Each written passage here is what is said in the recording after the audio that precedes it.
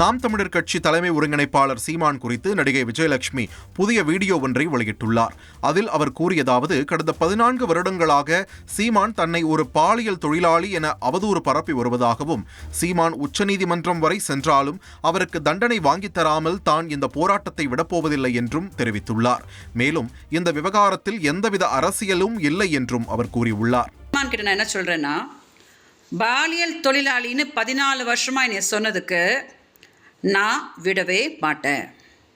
Supreme கோர்ட்டுக்கு எடுத்துகிட்டு போய் ஏன் என்னைய 14 வருஷமாக சீமானும் நாம் தமிழ் கட்சிக்காரங்களும் என்னைய பாலியல் தொழிலாளின்னு சொல்லி டார்ச்சர் பண்ணி சாகர லெவல் வரைக்கும் என்னைய தள்ளுறாங்க அப்படின்றதுக்கு சீமான் நாங்கள் பதில் சொல்லியே ஆகணும். ஓகே, அதனால் நான் ஏதோ பின்வாங்கிட்டதாக சீமான் கிட்ட நான் என்ன சொல்கிறேன்னா, பாலியல் தொழிலாளின்னு 14 வருஷமாக என்னை சொன்னதுக்கு நான் விடவே மாட்டேன். என்னோட பிசினஸுக்கு ஜிஎஸ்டி நோட்டீஸ் வந்திருக்கு பாரு. ஏய், உடனே ஜிஎஸ்டி எக்ஸ்பர்ட் பேசு. உடனே எப்படி கிடைக்கும்? பாஸ் வாலா பி தி பாஸ்.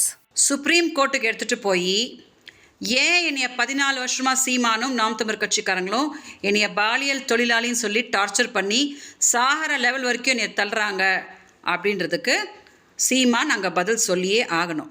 ஓகே, அதனால் நான் ஏதோ பின்வாங்கிட்டதாக சீமான் கிட்ட நான் என்ன சொல்கிறேன்னா, பாலியல் தொழிலாளின்னு 14 வருஷமாக என்னை சொன்னதுக்கு நான் விடவே மாட்டேன்.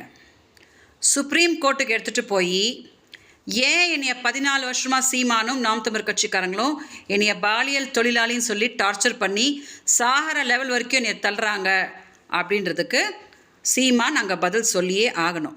ஓகே, அதனால் நான் ஏதோ பின்வாங்கிட்டதாக